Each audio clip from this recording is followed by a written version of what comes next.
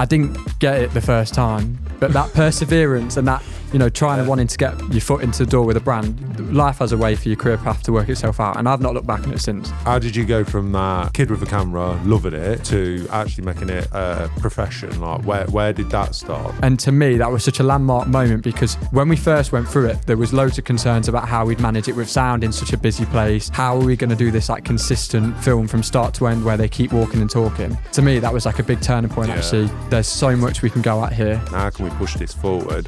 How can we constantly make this easier, better? Like, the difference is just, from a personal development perspective, is massive. Looking back on it, it's so right, because coming into this role in videography, I get to run around with a camera, you know, every other day. Like, that's the best part of the job, really.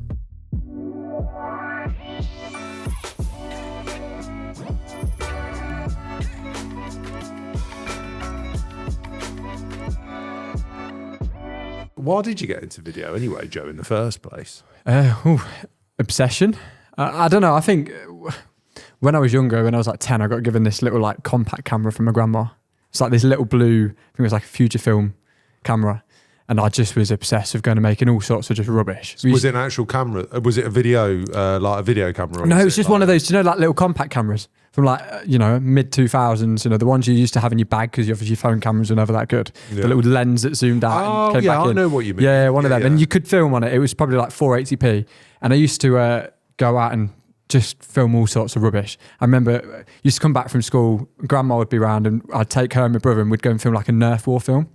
So we'd just go into the woods and just film this really, really bad like war film. It's sort of like 3 minutes, like with Nerf guns. And it was absolutely terrible. But the obsession just grew from there, and used to build these like sets out of cardboard boxes in my garden to make like animated Lego movies. Again, all of those are still on the internet. They still exist. Have you still got them? Yeah, they are. Still got them? They are on YouTube, on the internet, with me running around with a Nerf gun in the woods. No way. On camera, yeah. And I used to just get my grandma to film it all, or my parents used to literally like vlog everything. I was just, I don't know. When I was sort of in like high school and school, I was kind of in that YouTube era. First thing every day when you go home from school, like on YouTube, what's on there so much. And it just used to film so much. How old would you have been when you first got that compact camera then? Oh, I'm going to say I probably like around 10, I'd say. It's hard to put an exact age, but my parents have got a photo on, you know, in a photo frame at home of the family at Disneyland. And I was there with a GoPro on my chest. Like, that is, if that doesn't say you're obsessed with like filming stuff, that, I don't know. Yeah, my brother used to laugh and think, what are you doing? But everywhere I went, that GoPro, once I got that GoPro, that came with me everywhere, that compact camera beforehand. I mean, some of they are all still on the internet. I've still got access to them all. I don't know, I've always thought about taking them down, but actually I'm kind of in the mindset, I don't really care what people think. And it's like, actually, I'll probably enjoy looking back on them in 40 years' time and going, but it's good to see that journey and have that catalogue, right, as well. Yeah, like to be able to go back over it and look at your work and see what you've done and what you've done now. Yeah, it was nothing of an obsession. Media was the one subject in my GCSEs that I like really, really loved. And I mean, some of the comments used to get from people at school back in those days in terms of like some of the stuff I was posting, you just used to ignore it all and just go and do it because I wanted to do it anyway. And yeah, here we go. It's turned into the obsession's turned into a job, and we've gone from there. So so you've said it's an obsession, and obviously that's a fantastic story that like your grandparents, parents and everything were like, leaving from that young age, just like feeding it. What is it though for you? Like, not how, but what do you feel about, like, why video? Like, why are you a lead videographer here at Next? I don't know. It's just, it's creative. It's an art form in itself, and there's no right or wrong way of doing something. And obviously the tech moves really quick in video, which I love. That's exciting. I like the kit. I like the cameras, you know, and obviously with my job here at Next, we've obviously pushed that loads, but I don't know. It's just being able to express that and tell a story through camera. And I look back on some of my older work and go, oh my God, the difference between, even starting here, the difference between my first video was with James from Unity at the time. I remember that one. So the video we did this year, you know, of an anti-nodal lab tour, like the difference is just from a personal development perspective is massive.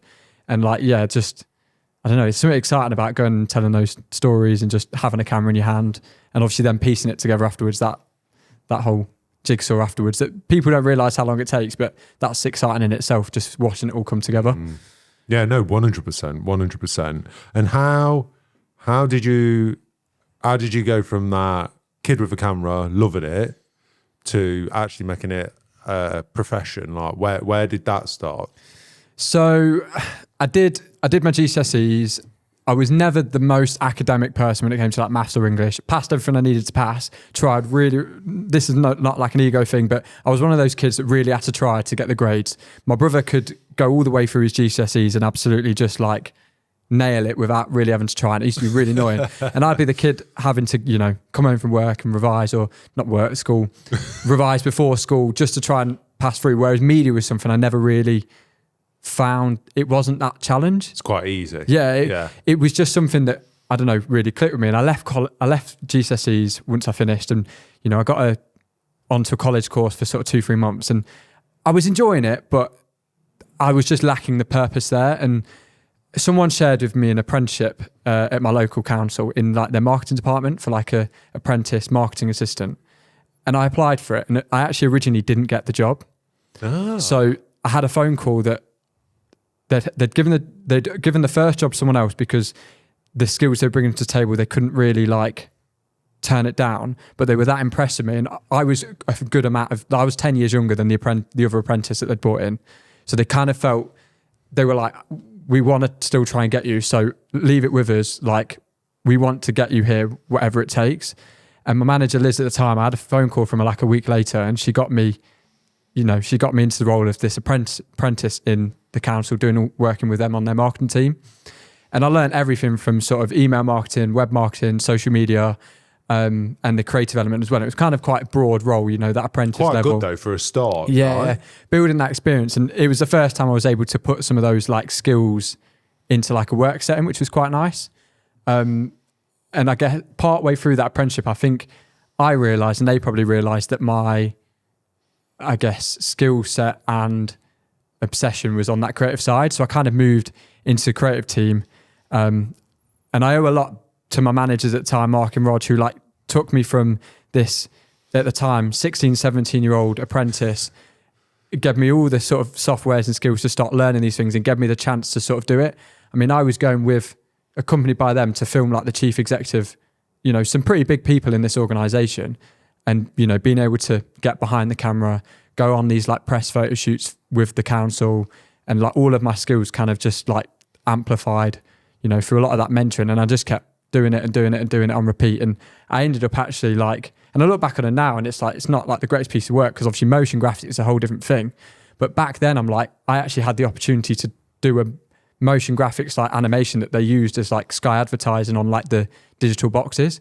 So really? Obviously Sky on the, not like mainstream TV, but you know, the boxes you have if you're a Sky customer. Yeah. Obviously they know like your demographic and that. So they were able to target customers with that specific ad around fostering. Nice. And I was able to like do that at the time. And it was, again, it was the faith from them to kind of do it. And I guess it just like, that then grew into doing it more. And obviously your skills again really, really quickly just by doing it and getting hands on and being able to see where it's going as well. You can kind of put it to use, which is, it's exciting. Nice. And then you decided, right, I really want to dive into this video stuff. Yeah. And I guess from there, I actually applied for here twice. So I know what you're going to say. Yeah. So the first, so at the time I was moving on from the council, I applied for 2 jobs. One as a content designer for a charity, and one as, I think it was early days of the employer brand journey so it here. was a social media role. Yeah, social media role. Oh, yeah. And I actually at the time didn't get the social role here, but was really fortunate enough to get the content designer role at the charity.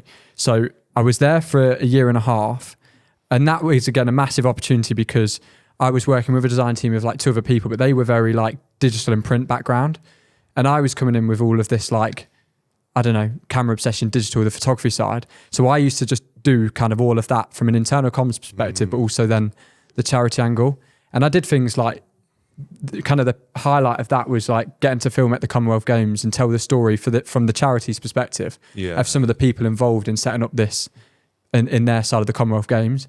And I guess that kind of built there, my skills grew even more. And I guess the confidence, because I was still young, so that independence probably grew a lot, and that shaped me a lot more.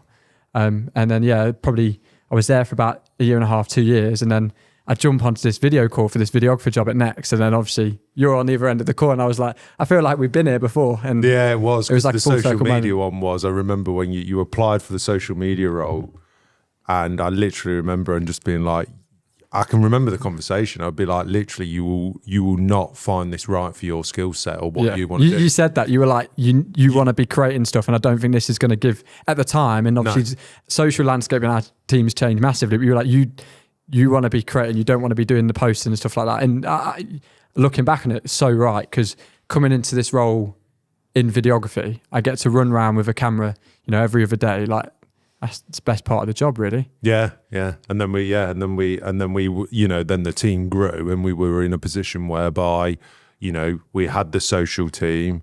We'd been growing in other areas, but what we needed to start doing was feed that team with more content, and and not that the team weren't doing a good job with content, but get better quality content as well. And that's how the employer brand team started taking shape. So it really went for a massive journey. That was at the point as well where it was really growing. And what I now define as streams within the employer brand, you had your social, your internal comms and events. It was called content, but that even now, that's branding and photography and video separate. So they've all evolved from those early days, which is mental, really. Yeah, it's massive. And I think, I look back on it and I'm like, and for anyone, like you say, watching this, I didn't get it the first time, but that perseverance and that, trying and wanting to get, your foot into the door with a brand, life has a way for your career path to work itself out. And I've not looked back on it since. I'm coming up to four years this year in the brand. And in the grand scheme of Next, that's a short amount of time, but it's so much has changed within that 4 years. And it just goes to show you as well, even if, like, you're not right for one role, or if you think about the qualities and stuff of the person, you never know what's going to happen in the future. And it was just, in the back of my mind, I was thinking, God, yeah, if I had this, and then luckily that role came along, and you were just like, yeah, actually, I'm open to this, and I've got all this experience now.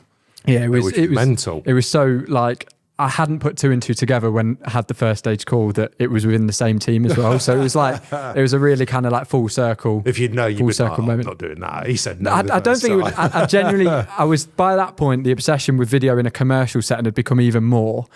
I was freelancing on the side, doing all these jobs. And back when I was really trying to like break out into the video world, I'd do all these freelance jobs. And I look back on it now and I go, I used to do that for free.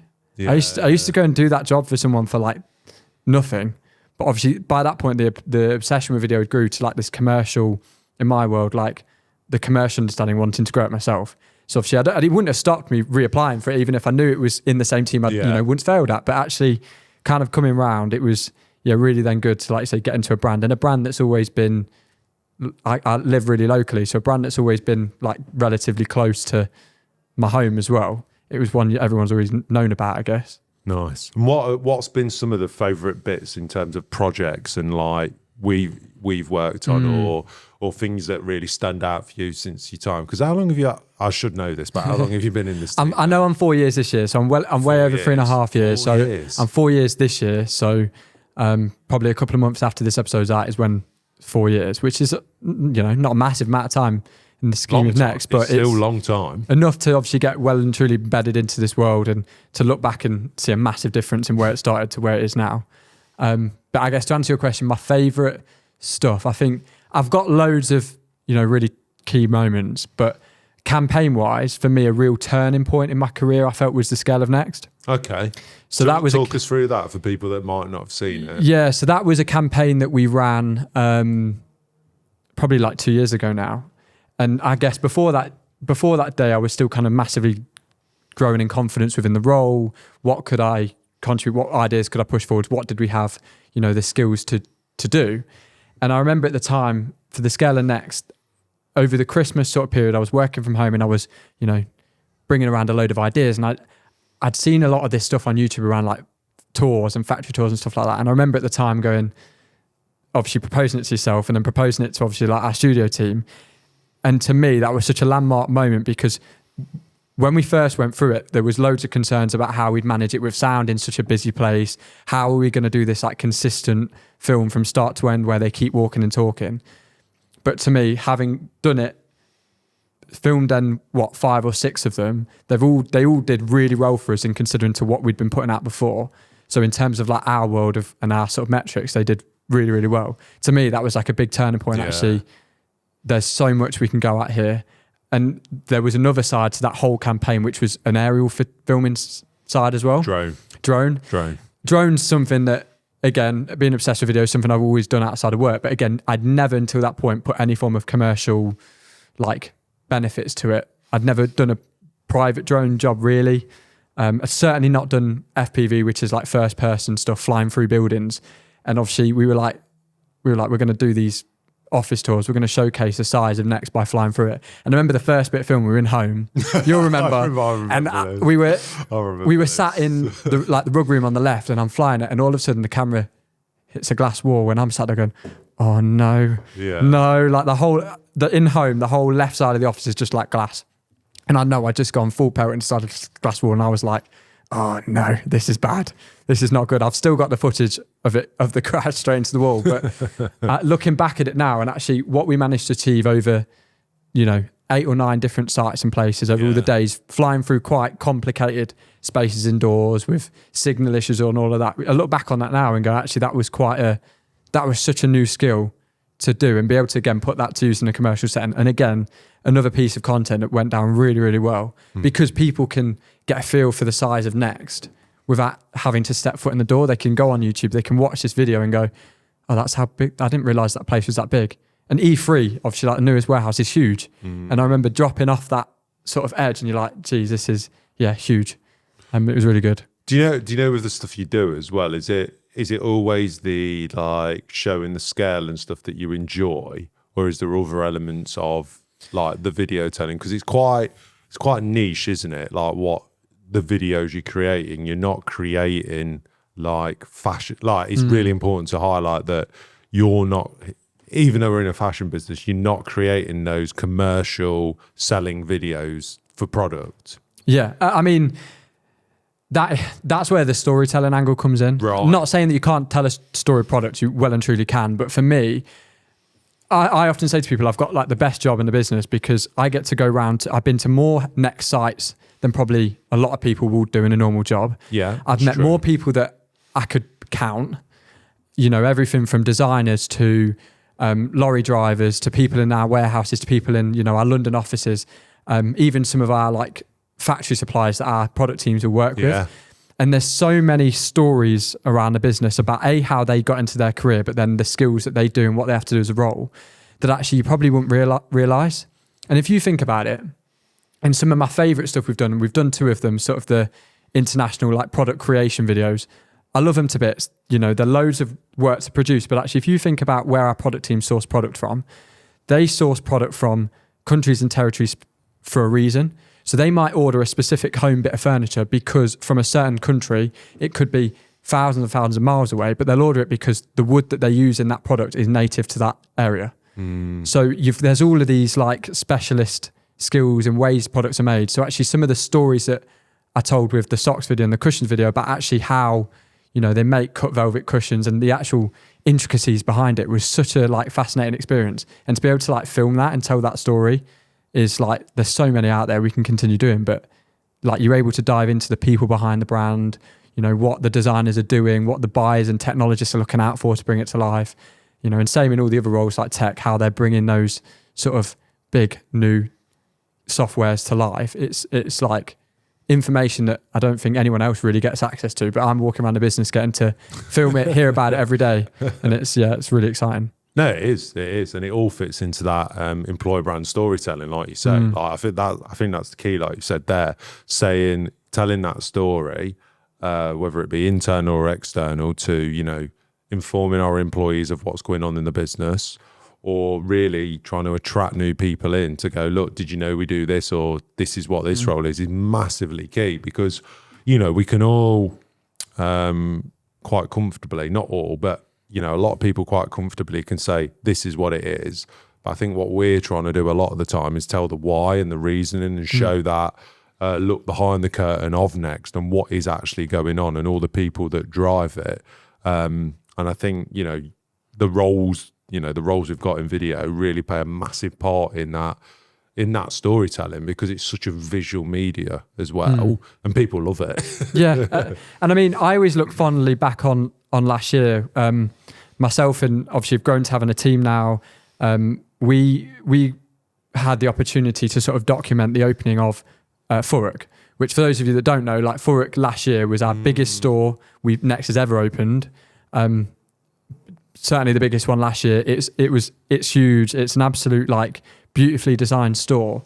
And me and my team, we had the opportunity to be up there for the whole like week before it opened. And I was with Tash, the store manager, who we've also had on the podcast.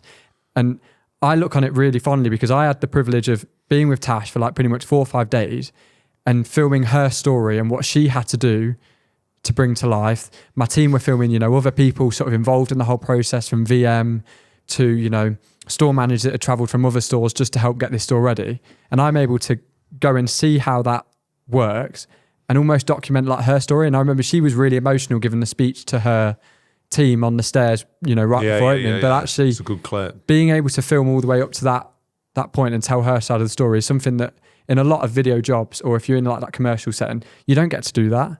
And I think that's the thing that's quite nice about this role, is that side, that people element. We've agreed as well, haven't we? Because it's, you know, and we've agreed this, and you know, not just me and you sit in a room. We've spoken to people. We've spoken to like managers and directors about this, to say that the number one thing that we need to do to make sure that this lands is create that authenticity. And that's, I think, then even in the style that you bring these stories to life, is it always has to go back. And I think over the years, all I've now got to do is ensure that we are getting that authenticity through. And then but you've just got more and more used to it, and you just know what to do. And that video is a result of that, where you just literally feel like you're literally following them. And then I guess in the YouTube world in particular, because we shoot some, well, we don't shoot all videos for YouTube, but that's one of the primary goals that we're filming it for. It works really well with that storytelling element and that channel to grow that, because the growth we've had on that YouTube channel, in particular this year just gone in 2025, was really, really big. Yeah, because it's something I've always been like, you know, working with the other team members like Abby on the social and Ellie as well. It's something I've really pushed to be like, we've got to keep going with YouTube because it's so good for that reason. And I think then when we're getting these stories on there, we're now starting to see that translate, the authenticity, the storytelling, and the results, and the fact that people are then going, yeah, I want to come and work at Next because of this. But it's seeing how it's used as well. I mean, we were literally filming an episode like before this where someone's come on and they've sat here and they've referenced, you know, you asked them, what's your tip for someone new? And they reference, look at the content across social and the day in the life content. And I know for a fact, because, you know, people have said this to you before, they've said it to us as a team, whether they're watching the TikToks and the Instagram content that Abby and Ellie produce, or the YouTube day in the life that me and my team get to produce, we're able to actually give an insight into a role into the business. I'm yet to really see a company that does it the same and actually shows you a little bit about what a role entails before you even apply.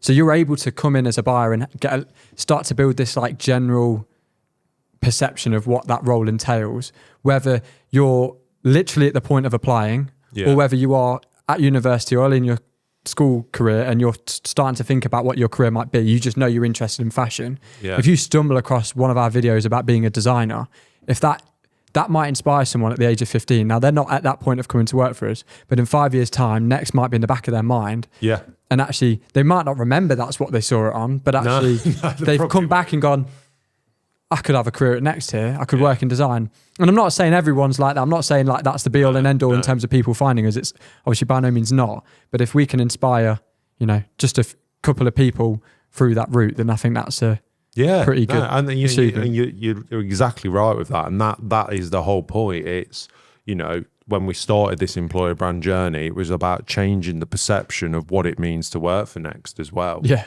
That was the thing. Like, you know, we've got this massive portfolio of stores across the UK. And that's how a lot of people used to, and in some places probably still do see Next. My Local store is what next is to me as a representation. All I can do is work in retail. Never mind the fact that, you know, there's over 1,500 people in tech. There's over 1,000 people in product. There's 3,500 people that work in head office. There's 8,000 people that work in distribution. You know, there's people that work in a studio, photographers, retouchers, videographers. You know, you've got designers. You've got all these multi-industries, and yet, you know, people just see us as that. So that's, I think, one of the things we did. And then to tell a narrative through the, you know, overarching thing of, let's take it on. Because ultimately, as well, as, you know, as weird as it sounds, is we also want people to come on and look at that and go, oh yeah, that's for me. I've got the same values and same kind of approach to work as what I'm seeing. Because if not, they'll come in and go, oh, this isn't really for me. And then they've wasted their time, you know? So what we're trying to do is really tell that story through all these different things, even on this podcast, so people can get an idea and flavour of what's going on, really. Yeah, I think it's that big thing. And we did a video a few years ago. So myself, you, Vishal and Josh, and a few of the others from the studio, we filmed that campaign, Whatever the Ambition. Yeah. And I thought about this the other day because, do you remember we filmed Toby from e-commerce? Yeah. So we did the one, guy in e-com, he was in data. Yeah, so he was, I think, a data scientist at the time. I happened to bump into him the other day because we've just done another video where Ellie spends a day in the e-commerce team within the data science world. So she learns everything there is to know about sort of data scientists, how the business uses data, you know, to improve, you know, for the website and for the customers. But it kind of reminded me because when I bumped into Toby now manages that data science team. No way. Yeah, no so way. since the time we filmed that and we've told the story about his ambition and his career goals and, you know, what he's bringing to the table next, he now manages that data science team. And that's really nice because we filmed that quite early on. Yeah. I guess back in the day, and actually now looking at that, you know, it's nice that's progress. literally the definition of someone that's got the ambition and they're like pushing on into their sort of role. And yeah, it's really exciting to sort of see that. And there's so many like unique skills in this business. And like I said, having met so many people from, you know, probably nearly across the whole of the UK, we've met retail team members all the way from Scotland to, you know, as far down south as you can go. It's like, yeah, it's really exciting to kind of build that connection with people. And I always try and sit there with them, and I could be filming with someone else in their area, but I might have met, you know, somewhere else in their area. And I'm always trying to ask questions, find out about their area, because in 2 months' time, 6 months' time, we might be back there to tell another story, because there is so many of them out there that it's impossible for everyone to know. But I think there's so many stories we can continue to tell with it. And as it keeps growing as a brand as well, we've got so many avenues to go after. I think as well, we keep, you know, the good thing is we keep thinking of different ways to tell those stories and, you know, bring them to life and give people a different perspective. Sometimes it will be like that kind of behind the scenes, then a life sort of vibe. And we've got many different formats. Other times it'll be a lot more direct, like, you know, videos like we've done around like Next Day, where it's literally employees just telling you, like, you know, this is how I feel working here. So it's a lot more, I'm just telling you. So there's a lot of different ways to do it as well, but we're always, as you know, and I think the important thing is as a team and from, you know, around within the employer brand team going, how can we push this forward? How can we constantly make this easier, better, more attractive? You know, one of the big things that we're looking at this year is, right, how do we take video and how do we maximize it across all these different channels? Like, because that's massively important, because ultimately we want to make sure the work that you and your team do is seen by the most amount of eyeballs. Yeah, 100%. Because like, I might be a YouTube first consumer of content. No, you're not, but are you? Someone, if it's not obvious, but someone else might consume 9% of their content from TikTok. But actually, we're filming all of this good content. So that, okay, they might not see on YouTube, but they might see on TikTok, they might see on Instagram. So you might look at this pot of views and, you know, there's so many more metrics to YouTube than just views. But like, if we can get that content out in the different platforms and for people to see it, there's different ways for people to consume it. It might inspire different people at different stages in their career, different audiences as well. I won't pretend to be a social media expert, but like Abby and the team have got a great understanding of like what people go to what channels for, like what sort of content. And for me, that took me a while to get my head around originally, but actually now seeing the theory behind that, and actually we can put out a transport video and that goes nuts on YouTube and nuts on Facebook, but it might not do as well on Instagram. But a product flies off Instagram. So it's really interesting to see, but people consume content in all these different ways, and being a part of a team, obviously we get to create it all and run around with cameras. It's a pretty good gig. What's been your favourite part in those like nearly 4 years of since you've joined Next, do you reckon? Oh, tough question. I think the progression's been good. Yeah. Yeah, moved up quick. I learned a lot. I mean, when I first started here, I was just, I don't want to say kid, but I was ambitious with an idea of what I wanted to do, but didn't necessarily know how to fully tick off all those things. So I've learned a lot from people around me. I remember the first time we sat down just down there, you introduced me to Vish and we talked about his world, what, they'd been doing. And actually I went from someone that could create videos myself, but then slowly learned these principles to actually go from an idea to actually now we're filming big videos that span across multiple days. They include presenters now, which we never used to do, multiple cameras. And to me, being able to progress quite quickly within the role, step up to managing a video team and just push as much as we can. I think that's really exciting. And I'd say that's been a pretty good highlight. Yeah, no, I'd agree. I think that's great. It's testament to you and what the team do, and all the work that everyone puts in, because I think that's really important. Like, you can see the results. Yeah, and you can see the progression, can't you? You can, and without the opportunity to do it, I think it would have been so hard to push on those things. So obviously that's really important, and it would have been very easy to sort of for us not to progress some of these harder ideas because we didn't think it was going to be possible. But actually, we've not got everything right. I've certainly not got everything right over the years. There's edits I look back on, I'm like, I edited that way, like really? But you have to kind of go through that process and build it and see where you get. And some of the videos we've done have been real kind of highlights for me. Yeah, defo. Well, keep making them, Joe. That's for sure. Keep making this podcast. I will say this for anyone I've ever said, just sit down, you'll forget about the cameras.